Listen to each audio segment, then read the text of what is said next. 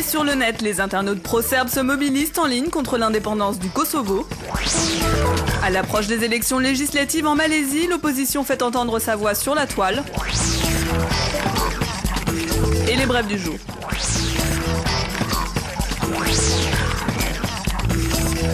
Le Kosovo appartient à la Serbie, voici le slogan de la manifestation organisée par les autorités serbes contre l'indépendance du Kosovo. Un slogan qui inonde la toile depuis plusieurs jours déjà. Les internautes serbes multiplient les vidéos chocs, ici une armada de jeunes filles sexy dansent sur l'air Le Kosovo est serbe. La mobilisation contre la proclamation d'indépendance est également soutenue par d'autres nationalités. Qu'ils soient grecs, cubains ou français, des clips pro-serbes sont apparus en masse.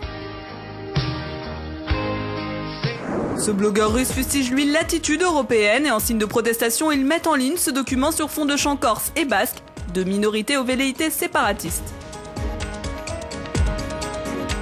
Plus extrêmes, les militants du groupe pro-Poutine Jeune Russie contre l'indépendance tiennent les États-Unis pour responsables de ce qu'ils qualifient d'amputation de la Serbie. Sur leur site, ils diffusent cette vidéo d'une manifestation de leurs membres à Moscou.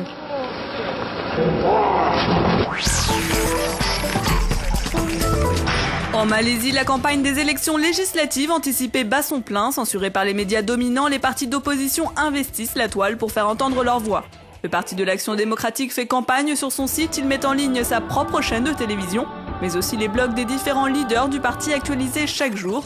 Jeff Hoy, l'un des blogueurs les plus reconnus du pays, est d'ailleurs candidat pour le parti. Son blog s'est enrichi d'une case de donations et de slogans pour convaincre les internautes de l'envoyer au Parlement. Le parti de l'opposition islamique, le PAS, a lui créé son propre journal en ligne, Araka Daily. En plus de reportages décalés, il propose pas moins de 6 canaux de web télévision. Enfin, l'un des pionniers de l'information alternative, le site indépendant Malaysiakini, connaît des records d'audience avec près de 100 000 visites par jour. Il met notamment en ligne des vidéos des manifestations anti-corruption des derniers mois, ici des interviews des manifestants.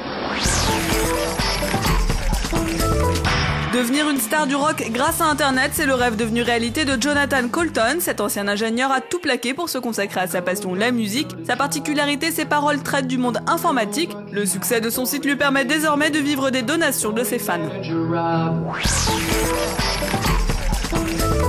Voici un téléphone haut de gamme de la catégorie des smartphones. Le Xperia de Sony Ericsson est conçu pour l'usage d'Internet, intégrant à cet effet le système d'exploitation Windows Live.